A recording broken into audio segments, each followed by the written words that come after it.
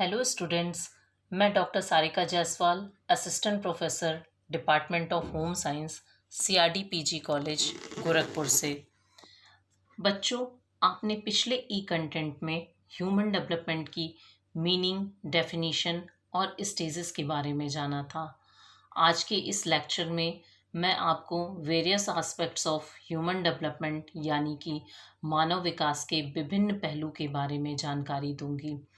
आज के इस व्याख्यान में चाइल्ड डेवलपमेंट या ह्यूमन डेवलपमेंट से संबंधित सभी मुख्य बिंदुओं पर प्रकाश डाला गया है एवं सभी विकासात्मक पक्षों को संक्षेप में समझाने का प्रयास किया गया है। आई होप कि इन सभी पहलुओं को समझने के बाद आप मानव विकास के विभिन्न आयामों से भली भांति परिचित हो जाएंगे। तो आइए चलते हैं हमारे main topic, various aspects of human development. बच्चों, जिस तरह हर सिक्के के दो पहलू होते हैं, उसी प्रकार प्रत्येक विकास के भिन्न भिन्न पहलू होते हैं। इन एस्पेक्ट्स के अंतर्गत मानव विकास की समस्त विकासात्मक पक्ष सम्मिलित होती हैं, जैसे फिजिकल डेवलपमेंट यानी कि शारीरिक विकास, सोशल डेवलपमेंट सामाजिक विकास, नेक्स्ट इमोशनल डेवलपमेंट संवेगात्मक विकास, मोटर डेवलपमेंट क्रियात्मक विकास, नेक्स्ट है मॉरल एंड कैरेक्टर डेवलपमेंट यानी कि नैतिक और चारित्रिक विकास, लैंग्वेज डेवलपमेंट यानी कि भाषा विकास, नेक्स्ट कॉग्निटिव डेवलपमेंट संज्ञानात्मक विकास, इंटेलेक्चुअल डेवलपमेंट यानी कि बौद्धिक विकास, नेक्स्ट है पर्सनालिटी डेवलपमेंट व्यक्तित्व विकास, डेवलपमेंट ऑफ प्ले खेल का विकास, डेवलपमेंट ऑफ डिसिप्लिन अनुशासन का विकास, डेवलपमेंट ऑफ क्रिएटिविटी सृजनात्मकता का विकास, और लास्ट है development of imagination thinking and reasoning यानी कि कल्पना, चिंतन और तर्क का विकास। तो आइए हम चलते हैं अपने सबसे पहले स्लाइड फिजिकल डेवलपमेंट की तरफ। तो सबसे पहले हम ये जानने की कोशिश करते हैं कि फिजिकल डेवलपमेंट यानी कि शारीरिक विकास क्या है और इनके अंतर्गत किस तरह के परिवर्तन आते हैं। बच्चों, देखा जाए तो शारीरिक विकास का व्यक्ति के जीवन में अत्यंत ही महत्वपूर्ण स्थान है और सभी विकास जैसे सामाजिक विकास, क्रियात्मक विकास, मानसिक विकास आदि विकास हमारे शारीरिक विकास पर ही निर्भर करते हैं। शारीरिक विकास शरीर के सभी आंतरिक एवं बाह्य अंगों से संबंधित होता है। इसमें दो तरह से परिवर्तन देखने को मिलते हैं। फर्स्ट है एक्सटर्नल चेंजेस और सेकंड है इंटरनल चेंजेस। एक्सटर्नल चेंजेस के अंतर्गत बच्चों हाइट है, वेट है, body proportion, secondary sex characteristics, bones और टीथ आते हैं। इसी तरह इंटरनल चेंजेस के अंतर्गत digestive system, circulatory system, respiratory system, endocrine system और बॉडी टिश्यूज आते हैं। तो सबसे पहले हम एक्सटर्नल चेंजेस की तरफ चलते हैं, जिसमें कि सबसे पहले है हाइट यानी कि लंबाई। बच्चों, जन्म के समय एक नवजात शिशु की लंबाई लगभग 19 से 20 इंच होती है और यह वह संधि तक यह लंबाई बढ़कर लगभग 58 इंच हो जाती है। इसी तरह अगर हम वेट की बात करें यानी कि वजन, जन्म के समय एक नवजात शिशु का जो वजन होता है वह 6 से 8 पाउंड के लगभग में होता है और 15 वर्ष में यह बढ़कर 126 पाउंड हो जाता है। नेक्स्ट है हमारा बॉडी प्रोपोर्शन यानी कि शारीरिक अनुपात। शारीरिक अनुपात के अंतर्गत सिर, चेहरे, धड़, नाक, हाथ एवं पैर आदि के अनुपात आते हैं। किशोरावस्था में प्रवेश करने के पश्चात किशोर एवं किशोरियों की शारीरिक अनुपात जैसे सिर, चेहरे, धड़, नाक एवं हाथ पैर एक निश्चित क्रम में विकसित हो जाते हैं। नेक्स्ट है हमारा सेकेंडरी सेक्स कैरेक्टरिस्टिक्स, जिसको कि हम लोग द्वितीयक लिंग विशेषता कहते हैं। सेकेंडरी सेक्स कैरेक्टरिस्टिक्स के अंतर्गत बॉयज़ एंड गर्ल्स में हार्मोनल चेंजेस शुरू हो जाते हैं। इसका डिस्कशन मेरे पहले ई कंटेंट में प्यूबर्टी स्टेज में पूरी तरीके से किया जा चुका है। नेक्स्ट है बोन्स यानी कि हड्डियाँ।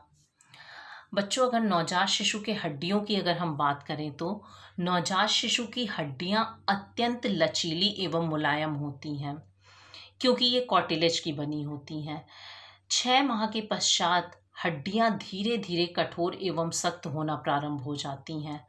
हड्डियों के सख्त एवं कठोर होने की क्रिया ऑजिफिकेशन की क्रिया कहलाती है। जन्म के समय नवजात शिशु के हड्डियों की संख्या लगभग 300 होती है और यही किशोरावस्था तक पहुँचते पहुँचते इनकी संख्या 206 हो जाती है। नेक्स्ट है हमारा तीत। अगर दांत की बात करें तो नवजात शिशु में या बच्चों में अस्थायी दांतों की संख्या जो होती है वो लगभग 20 होती है, जो कि शिशु में 6 से 7 माह में निकलना प्रारंभ होता है और 2.5 से 3 वर्ष में सभी अस्थायी दांत निकल जाते हैं। लगभग 6 वर्ष की अवस्था तक स्थायी दांत निकलना शुरू होते हैं और 17 से 25 वर्ष तक ये संख्या में 32 हो जाते हैं।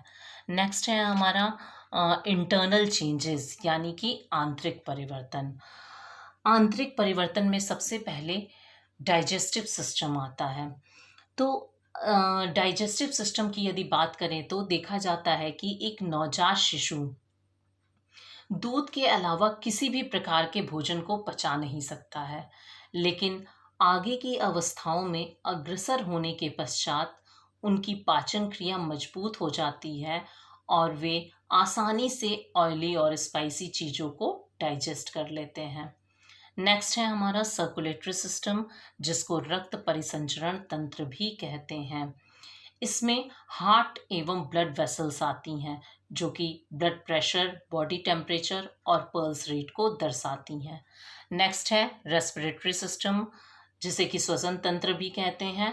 रेस्पिरेटरी सिस्टम के द्वारा विभिन्न अवस्थाओं के बढ़ने के साथ ही फेफड़ों के आकार, भार एवं क्षमता में वृद्धि होती है। नेक्स्ट है एंडोक्राइन सिस्टम यानी कि अंतःस्रावी ग्रंथियां। इंडोक्राइन सिस्टम के द्वारा वह संधि अवस्था जैसे ही प्रारंभ होती है, अंतःस्रावी ग्रंथियों में तेजी से चेंजेस होने लगते हैं और यह परिवर्तन लेट एडोलेसेंस तक चलते रहते हैं। लास्ट है हमारा बॉडी टिश्यूज़। बॉडी टिश्यूज़ के अंतर्गत बालकों की शारीरिक रचना एवं गठन आती है। बॉडी टिश्यूज़ बालकों के शारीरिक रचना एवं गठन पर निर्भर करती है। यह रचना 3 तरह से होती है। पहला है एक्टोमॉर्फिक। ऐसे व्यक्तित्व वाले लोग जो होते हैं या ऐसे व्यक्ति मोटे एवं थुलथुले होते हैं। दूसरा है मीजोमॉर्फिक। ऐसे व्यक्ति जो होते हैं इनकी पेशियां लंबी, मोटी एवं सुदृढ़ एवं कठोर होती हैं। नेक्स्ट एंडोमॉर्फिक व्यक्ति वाले लोग जो होते हैं इनकी पेशियां लंबी, लचीली एवं कमजोर होती हैं। ये अत्यंत दुबले एवं पतले होते हैं। अब हम आपको ले चलते हैं अपने नेक्स्ट स्लाइड सोशल डेवलपमेंट की तरफ, यानी कि सोशल डेवलपमेंट सामाजिक विकास। सामाजिक विकास क्या है? हरलॉक के अनुसार सामाजिक विकास से तात्पर्य उस योग्यता को अर्जित करना है जिसके द्वारा सामाजिक प्रत्याशाओं के अनुसार व्यवहार किया जा सके। सामाजिक विकास का अर्थ है समाज के अनुसार रहना, समाज द्वारा बनाए गए राहों पर चलना तथा समाज के साथ सामंजस्य स्थापित करना सामाजिक विकास कहलाता है। सोशल डेवलपमेंट में 2 तरह के पैटर्न होते हैं। फर्स्ट है हमारा सोशल पैटर्न और सेकंड है हमारा अनसोशल पैटर्न। सोशल पैटर्न जिसे कि सामाजिक प्रतिमान कहते हैं। सोशल पैटर्न के अंतर्गत imitation, rivalry, cooperation, sympathy, empathy, sharing और अटैचमेंट बिहेवियर आते हैं। और अनसोशल पैटर्न के अंतर्गत negativism, aggressiveness, selfishness, डिस्ट्रक्टिवनेस, टीजिंग, quarrelling, sex antagonism आते हैं। तो सबसे पहले हम बात करते हैं कि सोशल पैटर्न की, कि सोशल पैटर्न क्या होता है। सोशल पैटर्न यानी कि सामाजिक प्रतिमान।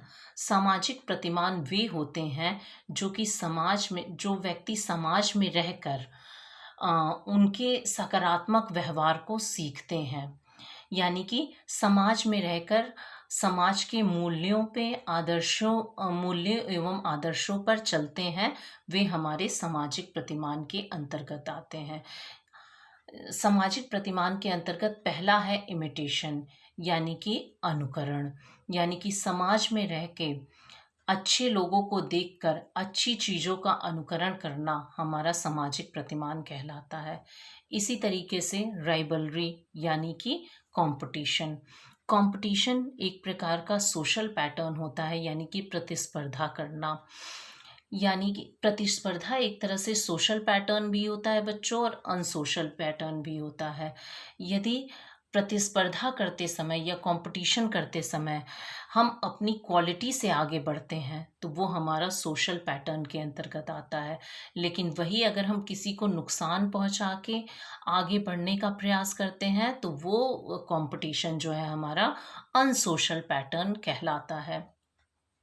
इसी तरीके से कोऑपरेशन यानी कि सहयोग। सहयोग भी एक प्रकार का सोशल पैटर्न होता है, यानी कि अगर हम दूसरों का सहयोग करते हैं या दूसरों के साथ सिंपैथी, सहानुभूति प्रकट करते हैं तो ये भी हमारा सोशल पैटर्न के अंतर्गत आता है।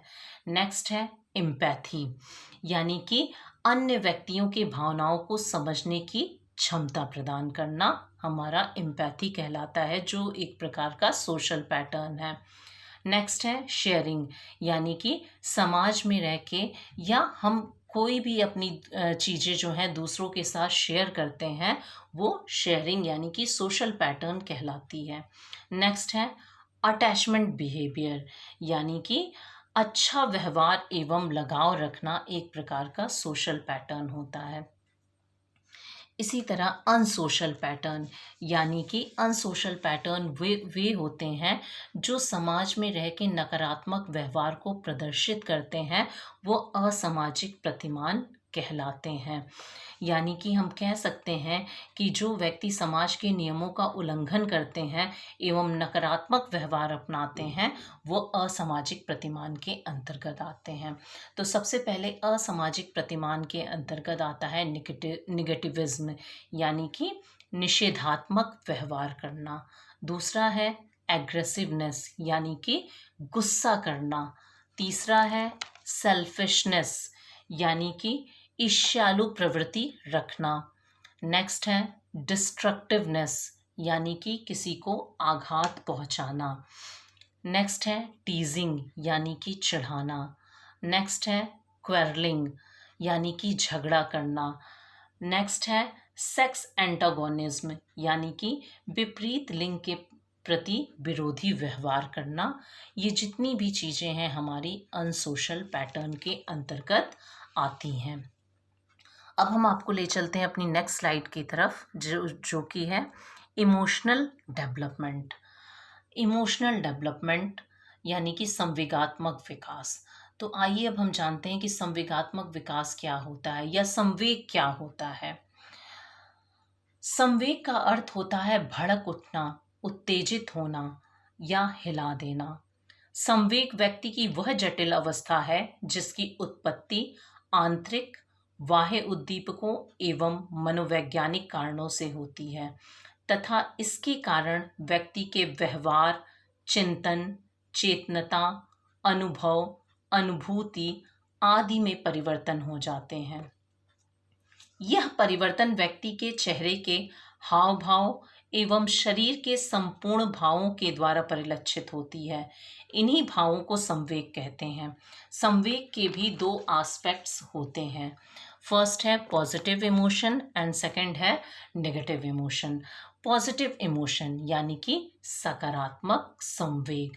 अब आइए हम देखते हैं सकारात्मक संवेग क्या होता है और नकारात्मक संवेग क्या होता है।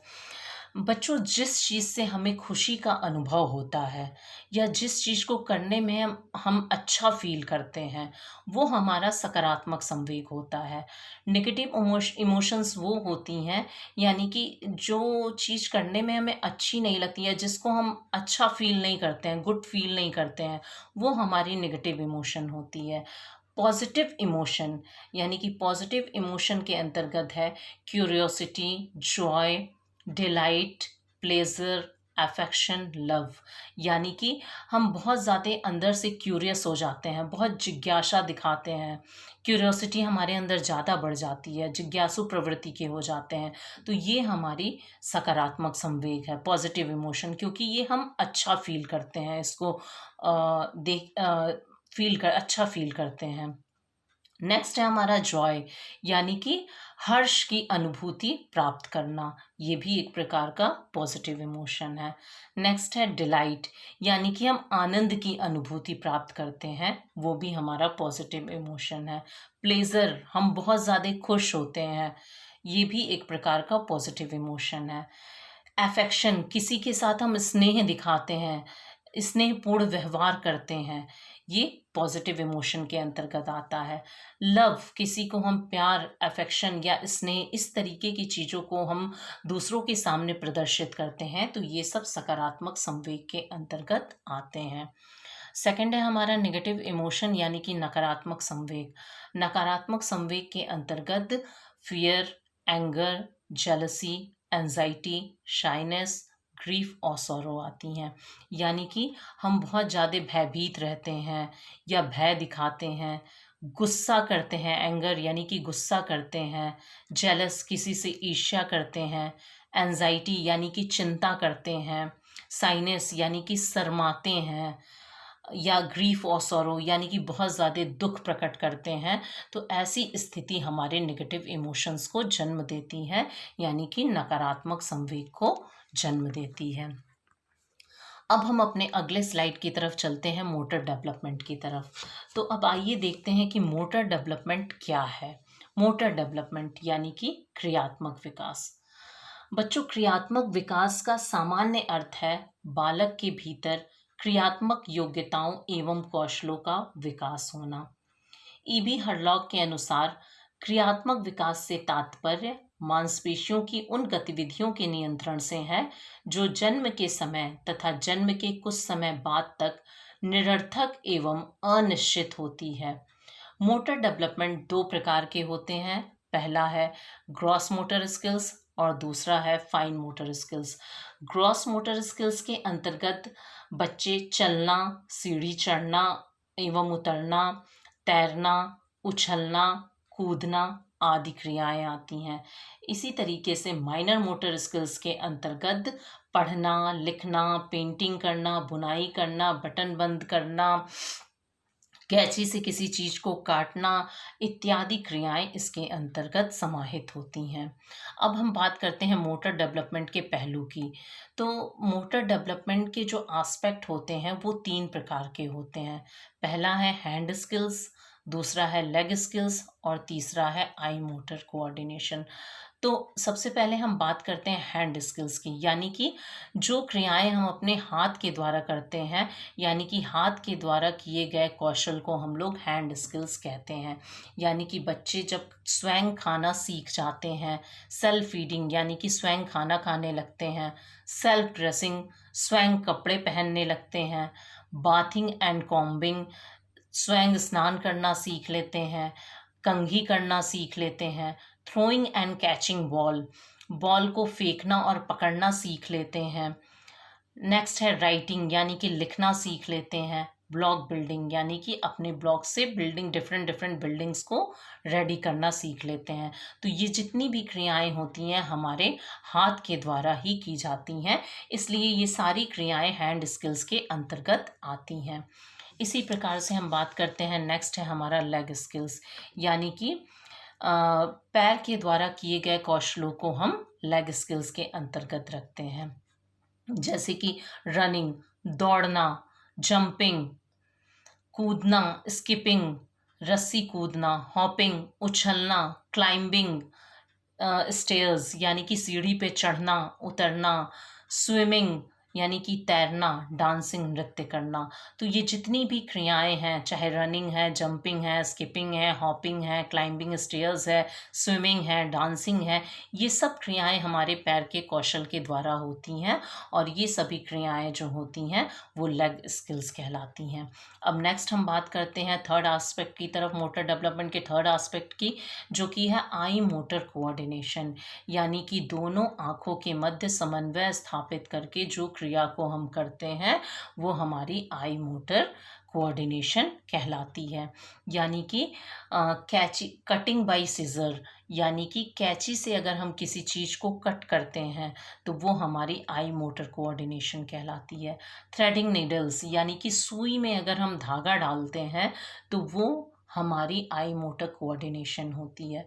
थ्रेडिंग बीड्स यानी कि हम मोती पिरोते हैं, वो भी हमारी आई मोटर कोऑर्डिनेशन के अंतर्गत आती है। अब हम चलते हैं अपनी नेक्स्ट स्लाइड की तरफ, यानी कि मॉरल डेवलपमेंट की तरफ। मॉरल डेवलपमेंट या कैरेक्टर डेवलपमेंट। मॉरल डेवलपमेंट यानी कि नैतिक विकास या चारित्रिक विकास। अगर बात नैतिक विकास और चारित्रिक विकास की करें तो मोटर डेवलपमेंट और कैरेक्टर डेवलपमेंट दोनों एक दूसरे के पर्याय होते हैं। मॉरल डेवलपमेंट का अर्थ होता है परिवार, समाज, वर्ग, समूह के नैतिक मूल्यों को स्वीकारना तथा सामाजिक रीति रिवाजों, परंपराओं व धर्मों का पालन करना ही नैतिकता होती है। और नैतिक मूल्यों का योग ही चरित्र कहलाता है, जो व्यक्ति के व्यक्तित्व का नैतिक पक्ष है। नैतिक विकास के दो पहलू होते हैं। इसी तरीके नैतिक विकास के दो पहलू होते हैं। फर्स्ट है हमारा डेवलपमेंट ऑफ मॉरल बिहेवियर और सेकंड है हमारा डेवलपमेंट ऑफ मॉरल कॉन्सेप्ट, यानी नैतिक व्यवहार का विकास, और दूसरा है नैतिक प्रत्ययों का विकास। तो सबसे पहले हम चलते हैं डेवलपमेंट ऑफ मॉरल बिहेवियर, यानी कि नैतिक व्यवहार के विकास के अंतर्गत क्या क्या चीज़ें आती हैं। तो इसमें सबसे पहले आती है learning through trial and error, second हमारी आती है डायरेक्ट टीचिंग, और थर्ड आती है आइडेंटिफिकेशन। तो सबसे पहले हम बात करते हैं learning through trial and error, यानी कि नैतिक व्यवहार के विकास के अंतर्गत प्रयत्न एवं भूल द्वारा सीखना। यदि बच्चे अपने आप ही प्रयास करते हैं कि वे किस तरह व कैसे नैतिक आचरणों व व्यवहारों को करना सीखें तो वह प्रयत्न एवं भूल विधि कहलाती है। नेक्स्ट है हमारा डायरेक्ट टीचिंग, यानी कि प्रत्यक्ष शिक्षण के द्वारा दंड, पुरस्कार, सामाजिक अनुमोदन, प्रशंसा आदि जुड़े होते हैं। इसलिए इसका सीधा प्रभाव बालकों के शिक्षण से जुड़ा होता है। नेक्स्ट है हमारा आइडेंटिफिकेशन। आइडेंटिफिकेशन में बालक उन लोगों की पहचान कर लेते हैं जिन्हें समाज में मान सम्मान, इज्जत, प्रतिष्ठा मिलती है, और उन्हीं का अनुकरण करते हैं। सेकंड एस्पेक्ट है इसमें मॉरल डेवलपमेंट में हमारा डेवलपमेंट ऑफ मॉरल कॉन्सेप्ट, यानी कि इसमें है हमारा राइट और रॉन्ग, गुड और बैड, फेयर एंड अनफेयर। तो डेवलपमेंट ऑफ मॉरल कॉन्सेप्ट में बालक सही और गलत, अच्छे बुरे एवं उचित अनुचित आदि का ज्ञान अर्जित कर लेते हैं। नेक्स्ट स्लाइड है हमारा स्पीच और लैंग्वेज डेवलपमेंट, यानी कि स्पीच एंड लैंग्वेज डेवलपमेंट, बाड़ी और भाषा विकास। तो अब हम देखते हैं कि बाड़ी और भाषा विकास क्या होती है। तो बाड़ी भाषा विकास का ही एक रूप होता है, जिसमें ध्वनियों एवं शब्दों के माध्यम से दूसरों के समक्ष अर्थ को स्पष्ट किया जाता है। वाणी की अपेक्षा भाषा अधिक स्पष्ट एवं प्रभावी होती है। भाषा के माध्यम से कोई भी व्यक्ति अपनी इच्छाओं, विचारों, भावों, अनुभवों को दूसरों के समक्ष अर्थपूर्ण ढंग से प्रस्तुत कर सकता है। भाषा विकास के दो स्वरूप होते हैं। पहला है pre speech form of communication और दूसरा है स्पीच फॉर्म ऑफ कम्युनिकेशन। तो सबसे पहले हम बात करते हैं pre speech form of communication, यानी कि वास्तविक भाषा के पूर्व की अभिव्यक्तियाँ, जिसके अंतर्गत बच्चों में क्राइंग, कूइंग एंड बैबलिंग और गेस्चर्स यानी कि बच्चों में क्रंदन और फेशियल एक्सप्रेशन देखी जाती हैं। नेक्स्ट है हमारा स्पीच फॉर्म ऑफ कम्युनिकेशन, यानी कि स्पीच फॉर्म ऑफ कम्युनिकेशन में एज बढ़ने के साथ साथ प्रोनाउंसिएशन, कॉम्प्रिहेंशन पावर, वोकेबुलरी और सेंटेंस फॉर्मेशन विकसित होने लगती है। बच्चे इसमें उच्चारण करना, आकलन करना, शब्दों के भंडारण को विस्तृत करना एवं वाक्य निर्माण करना सीख लेते हैं। नेक्स्ट स्लाइड की तरफ हम चलते हैं, जो कि है कॉग्निटिव डेवलपमेंट, जिसे कि हम संज्ञानात्मक विकास के नाम से भी जानते हैं। तो आइए देखते हैं कि संज्ञानात्मक विकास क्या होता है। संज्ञानात्मक विकास आंतरिक क्रियाएं हैं जिसका सीधा संबंध मस्तिष्क एवं नाड़ी संस्थान से है। मस्तिष्क तथा नाड़ी संस्थान में विकास से ही बालकों के संज्ञान में विकास होता है। अतः संज्ञानात्मक विकास मानसिक क्रियाएं होती हैं। बालक अपने ज्ञानेंद्रियों के माध्यम से उद्दीपकों को देखकर, सुनकर, सूंघकर, स्वाद चखकर, छूकर समझने का प्रयास करता है। धीरे धीरे इन प्रयासों के द्वारा उसे विभिन्न उद्दीपकों का बोध हो जाता है और वह उन उद्दीपकों से संबंधित ज्ञान को सीख जाता है, जिससे स्पष्ट होता है कि संज्ञानात्मक विकास ऐसी क्रियाओं की ओर संकेत करता है जिसमें परसेप्शन, रिमेम्बरिंग, सिंबोलाइजिंग, प्लानिंग, क्रिएशन और डिफ्रेंशिएशन सम्मिलित होते हैं। यानी कि परसेप्शन यानी कि प्रत्यक्षीकरण सम्मिलित होता है। नेक्स्ट है रिमेम्बरिंग, यानी कि स्मरण जैसी चीज़ें सम्मिलित होती हैं। नेक्स्ट है सिंबोलाइजिंग, यानी कि संकेतीकरण। नेक्स्ट है प्लानिंग, यानी कि नियोजन। नेक्स्ट क्रिएशन, यानी कि सृजन। और लास्ट है डिफ्रेंशिएशन, यानी कि विभेदीकरण आदि जैसे चीज़ें इसमें कॉग्निटिव डेवलपमेंट में शामिल होती हैं। नेक्स्ट है हमारा इंटेलेक्चुअल डेवलपमेंट। इंटेलेक्चुअल डेवलपमेंट यानी कि बौद्धिक विकास। बौद्धिक विकास क्या होती हैं? बौद्धिक विकास विनय के अनुसार बुद्धि व्यक्ति की वह क्षमता है जिसकी सहायता से वह किसी लक्ष्य की प्राप्ति के लिए उचित व्यवहार करता है, आवश्यकता अनुसार उसमें परिवर्तन ला सकता है और समय आने पर वह जान पाता है कि उसके अपने लक्ष्य की प्राप्ति कर ली है। बालक की बुद्धि का आकलन बुद्धि लब्धि से ही किया जाता है। जैसा कि बच्चों आप चार्ट में देख रहे हैं, अकॉर्डिंग टू मेरिल के अनुसार ये एक प्रकार का आईक्यू यानी कि इंटेलिजेंस क्वोशिएंट, जिसको कि हम लोग बुद्धि लब्धि के नाम से भी जानते हैं, इनका इन्होंने क्लासिफिकेशन दिया है कि किसी की बुद्धि लब्धि अगर 140 से ऊपर है यानी कि 140 से अगर अबव है तो वो जीनियस की कैटेगरी में आएगा। किसी की अगर आईक्यू लेवल 120 से 139 के बीच में है तो वो वेरी सुपीरियर की कैटेगरी में आएगा। आईक्यू लेवल अगर 110 से 119 के बीच है तो वो सुपीरियर की कैटेगरी में आएगा। आईक्यू लेवल अगर 90 से 109 के बीच है तो वो एवरेज की कैटेगरी में आएगा। इसी तरीके से अगर आईक्यू लेवल 80 से 89 के बीच में है तो वो विलो एवरेज की कैटेगरी में आएगा। 70 से 79 आईक्यू लेवल वाले बॉर्डर लाइन में आएंगे और जो विलो 70 है यानी कि 70 से भी नीचे है तो वो मेंटली डिफेक्टिव की कैटेगरी में आएंगे। तो आइए अब हम जानते हैं कि कैसे हम पता करेंगे कि किसकी कैटेगरी किस तरीके से है और कैसे हम आईक्यू लेवल निकालेंगे। तो आईक्यू लेवल निकालने के लिए यानी कि बुद्धि लब्धि, जिसको कि हम लोग इंटेलिजेंस क्वोशिएंट कहते हैं, उसके लिए एक फॉर्मूला होता है जो कि है IQ is equal to MA/CA into 100, जिसको कि हम लोग intelligence quotient is equal to mental age upon chronological age into 100 से 100, ये इसका फॉर्मूला है, जिसकी हिंदी है बुद्धि लब्धि बराबर मानसिक आयु बटा वास्तविक आयु गुणे 100। अब बुद्धि लब्धि निकालने के लिए हमें क्या करना होता है? तो बुद्धि लब्धि की गणना के लिए मानसिक आयु में वास्तविक आयु से भाग देने पर जो संख्या प्राप्त होती है उस संख्या में 100 से गुणा करने पर जो मान प्राप्त होता है वही IQ कहलाता है। मान लीजिए किसी की आयु 10 वर्ष है और वह 12 वर्ष के बालकों के लिए निर्धारित परीक्षणों में प्रयुक्त प्रश्नों को हल कर लेता है, तो इसका अर्थ यह हुआ कि उसकी मानसिक उम्र 12 वर्ष है। तो उसकी बुद्धि लब्धि सूत्र के अनुसार MA की जगह यानी कि मेंटल एज मानसिक आयु की जगह 12 और वास्तविक आयु की जगह बटा 10 गुणे 100 अगर हम करते हैं तो हमारा आंसर यानी कि 120 आता है।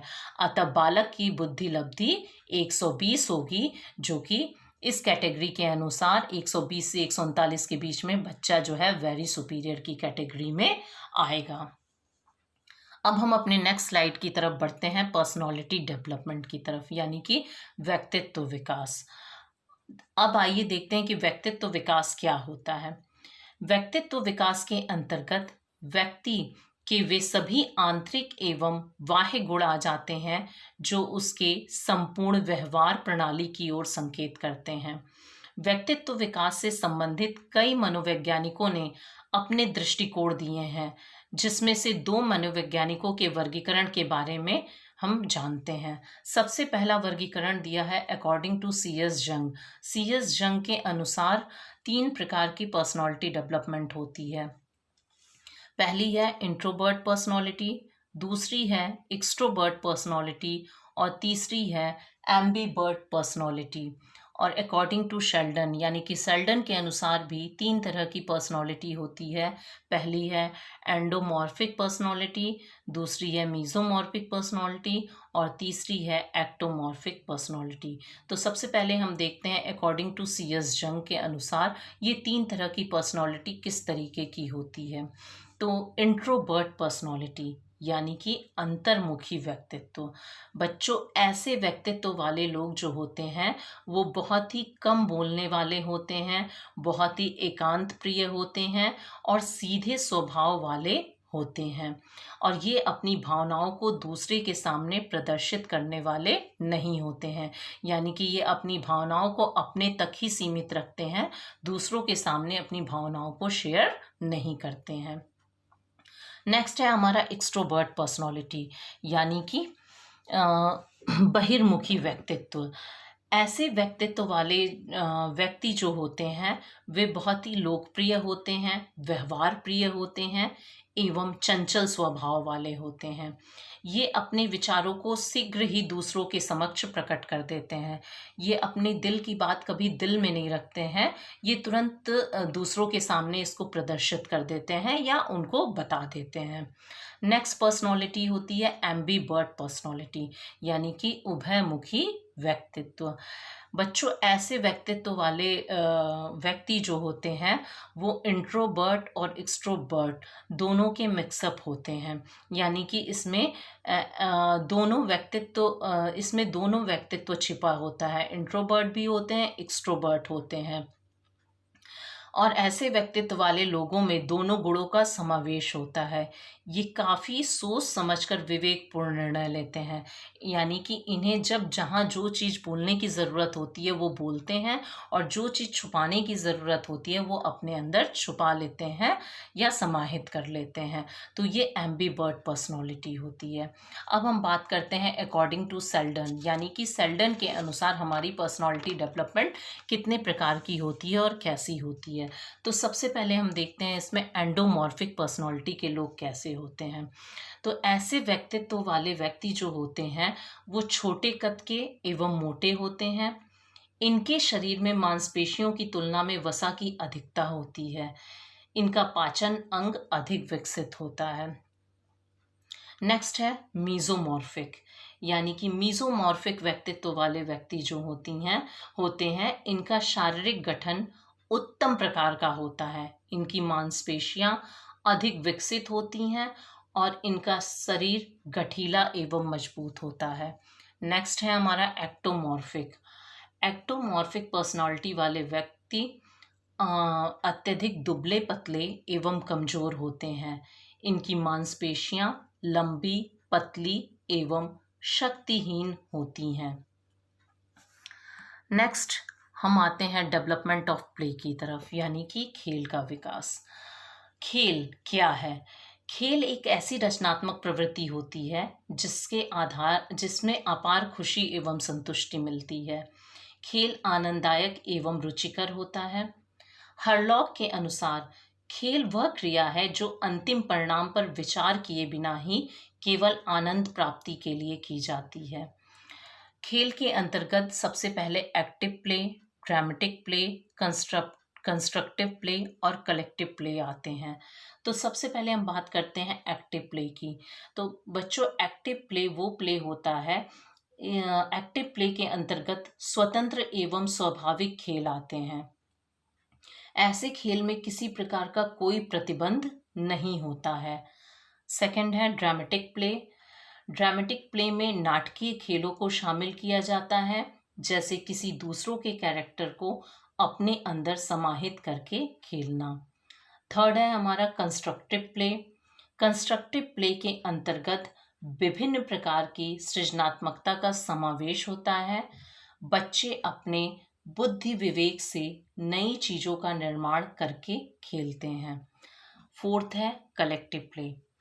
इस प्रकार के खेल में बच्चे अपने आसपास के वातावरण से कुछ न कुछ वस्तुओं को संग्रहित करते हैं, जिससे वो अत्यंत आनंद की अनुभूति प्राप्त करते हैं और संग्रहण की हुई वस्तुओं से खेलते हैं। नेक्स्ट स्लाइड की तरफ हम आपको लेके चलते हैं डेवलपमेंट ऑफ डिसिप्लिन की तरफ, यानी कि अनुशासन का विकास। आप सभी जानते हैं बच्चों कि अनुशासन हमारे जीवन में कितना महत्वपूर्ण भूमिका निभाता है। अनुशासन का मुख्य उद्देश्य बालकों की उन व्यवहार प्रतिमानों को सिखाना होता है जो समाज एवं संस्कृति द्वारा मान्य होते हैं। अनुशासन का अर्थ होता है प्रशिक्षण एवं अधिगम की उस प्रक्रिया से है जो बालक की बुद्धि एवं विकास में सहायता प्रदान करता है। अनुशासन की या डिसिप्लिन की तीन तकनीकी होती है या तीन प्रविधि होती है। फर्स्ट है ऑथोरिटेरियन टेक्निक, सेकंड है डेमोक्रेटिक टेक्निक और थर्ड है परमिसिव टेक्निक। तो हम बात करते हैं सबसे पहले कि ये तीनों टेक्निक में कौन सी टेक्निक सबसे अच्छी होती है बच्चों के लिए। तो ऑथोरिटेरियन टेक्निक वाले सबसे पहले हम बात करते हैं ऑथोरिटेरियन टेक्निक की। तो इस टेक्निक में बालकों को अनुशासित करने के लिए कठोर नियमों का पालन करना सिखाया जाता है। इस टेक्निक में अभिभावक के अनुसार ही बच्चा सारे कार्य करता है। इस प्रविधि में अभिभावक अपने बच्चे के साथ बहुत ही सख्ती से पेश आते हैं। वे जो बोलते हैं बच्चा वही करता है। सेकंड है हमारी परमिसिव टेक्निक, यानी कि इस टेक्निक में अभिभावक जो है अपने बच्चों को पूरी तरीके से छूट दे देते हैं। उनके गलत कार्यों पर भी उन्हें दंडित नहीं करते हैं, जिससे बच्चा पूरी तरह बिगड़ जाता है। इस टेक्निक में, परमिसिव टेक्निक में, अभिभावक अपने बच्चों को पूरी छूट दे देते हैं। उनके ना तो गलत करने पे उन्हें टोकते हैं, ना तो सही करने पे उनको शाबाशी देते हैं। नेक्स्ट है डेमोक्रेटिक टेक्निक, यानी कि ये डिसिप्लिन की सबसे अच्छी टेक्निक मानी जाती है। इस प्रविधि में अभिभावक बच्चों के सही गलत सभी चीज़ों पर ध्यान देते हैं। बच्चे के गलत कार्य करने पर उनके द्वारा उन्हें समझाया जाता है या दंड भी दिया जाता है, और अच्छे कार्यों पर उनके द्वारा बच्चे की प्रशंसा एवं पुरस्कृत भी किया जाता है। यानी कि डिसिप्लिन की सबसे अच्छी अगर टेक्निक को देखा जाए तो सबसे अच्छी टेक्निक डेमोक्रेटिक टेक्निक होती है, क्योंकि ये वही टेक्निक होती है जिसमें अभिभावक बच्चों पे पूरा ध्यान देते हैं। उनके गलत कार्यों पे उन्हें दंडित किया जाता है या समझाया जाता है, और उनके अच्छे कार्यों पे उनको प्रोत्साहित किया जाता है या पुरस्कृत भी किया जाता है। नेक्स्ट स्लाइड की तरफ हम आपको लेके चलते हैं डेवलपमेंट ऑफ क्रिएटिविटी की तरफ, यानी कि सृजनात्मकता का विकास। तो सृजनात्मकता की विकास के बारे में अगर हम बात करें तो सृजनात्मकता एक ऐसी योग्यता होती है जिसमें व्यक्ति अपने पूर्व अनुभवों, विचारों व कल्पनाशीलता से नवीन एवं भिन्न वस्तु का निर्माण करता है। यह नवीन विचारों तथा वस्तुओं का सृजन होता है। सृजनात्मकता के दो कारक होते हैं। पहला होता है एक फेवरेबल कंडीशन और दूसरी होती है अनफेवरेबल कंडीशन।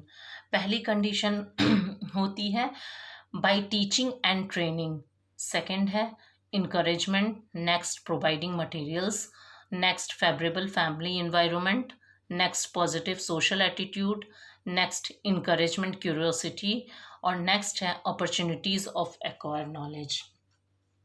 अगर फेवरेबल कंडीशन की बात करें तो इसके अंतर्गत जो है बाय टीचिंग एंड ट्रेनिंग यानी कि शिक्षण प्रशिक्षण द्वारा, इनकरेजमेंट यानी कि बच्चों को उत्साहित करके, प्रोवाइडिंग मटेरियल्स यानी कि प्रोवाइडिंग मटेरियल्स यानी कि अच्छे मटेरियल्स उपलब्ध करा के, नेक्स्ट फेवरेबल फैमिली इन्वायरमेंट यानी कि अनुकूल पारिवारिक वातावरण पैदा करके, पॉजिटिव सोशल एटीट्यूड सकारात्मक सामाजिक दृष्टिकोण अपनाकर, इनकरेजमेंट क्यूरियोसिटी यानी कि बच्चों के जिज्ञासा को प्रोत्साहित करके, नेक्स्ट है अपॉर्चुनिटीज ऑफ एक्वायर नॉलेज यानी कि ज्ञान प्राप्त करने का अवसर प्रदान करा के बच्चों को सृजनात्मकता की तरफ उन्मुख किया जा सकता है।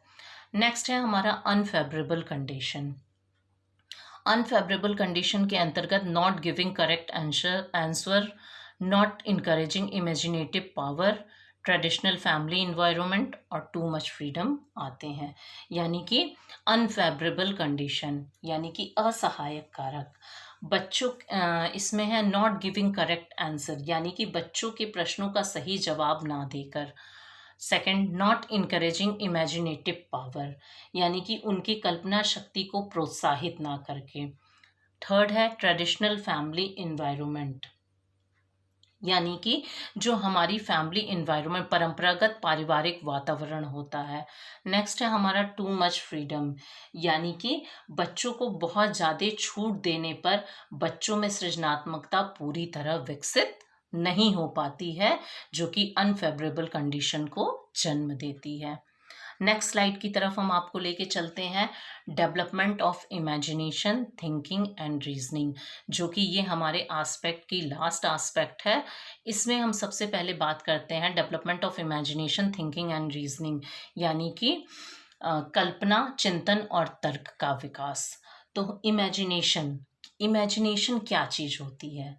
बच्चों, कल्पना एक ऐसी मानसिक प्रक्रिया है जिसमें व्यक्ति अपनी मन की आंखों से नवीन वस्तुओं की रचना करता है और उसकी अनुभूति करता है। कल्पना आनंद प्राप्ति के लिए, सृजनात्मकता की उत्पत्ति के लिए और लक्ष्य प्राप्ति के लिए, ज्ञान वृद्धि के विकास के लिए और अपनी दृढ़ इच्छा शक्ति के विकास के लिए जाना जाता है। यानी कि इमेजिनेशन में for joyfulness, basis of creativity, for development of interest, for attaining goals, for development of knowledge, helpful in intellectual development और डेवलपमेंट ऑफ स्ट्रॉन्ग विल। यानी कि हमारी ये जो कल्पना शक्ति होती है वो आनंद प्राप्ति के लिए, सृजनात्मकता की उत्पत्ति के लिए, लक्ष्य प्राप्ति के लिए, ज्ञान वृद्धि के विकास के लिए और अच्छी दृढ़ इच्छा शक्ति के विकास के लिए काफ़ी जानी जाती है। नेक्स्ट स्लाइड है हमारी थिंकिंग एंड रीजनिंग। अब आइए देखते हैं कि थिंकिंग और रीजनिंग क्या होती है। थिंकिंग और रीजनिंग यानी कि सबसे पहले अगर हम बात करें थिंकिंग की, thinking is a mental process which produces thoughts. It can be either conscious or unconscious. Logic does not play a key role in thinking. Thinking is a large process. जैसा कि आप जान रहे हैं इसमें कि थिंकिंग जो है एक मानसिक प्रक्रिया होती है और ये बहुत ही लंबी प्रक्रिया होती है और ये कॉन्शियस और अनकॉन्शियस यानी कि चेतन और अचेतन दोनों हो सकती है। इसी तरीके से अगर रीजनिंग की बात करें तो reasoning is a mental process that uses logic. Reasoning is always a conscious effort. Logic plays a key role in thinking. Reasoning in subcategory of दो process। यानी कि रीजनिंग तर्क भी एक प्रकार की मानसिक प्रक्रिया होती है, लेकिन इसमें तार्किक चीज़ों को समाहित किया जाता है। तर्क हमेशा जो है कॉन्शियस एफर्ट लेके आती है, यानी कि हमारे चेतन मन को बढ़ाती है। तो अगर हम बात करें थिंकिंग एंड रीजनिंग की, तो ये दोनों एक प्रकार की मानसिक प्रक्रिया होती है। चिंतन की शुरुआत किसी समस्या से होती है, जबकि तर्क जो होती है व्यक्ति में लॉजिकल तथ्यों को प्रस्तुत करता है। बच्चों, इसी के साथ मैं अपनी वाणी को विराम देती हूँ। मैं आशा करती हूँ कि आप सभी को ये ई कंटेंट समझ में आया होगा और आप मानव विकास के विभिन्न पहलुओं को पूर्णतः समझ गए होंगे। धन्यवाद।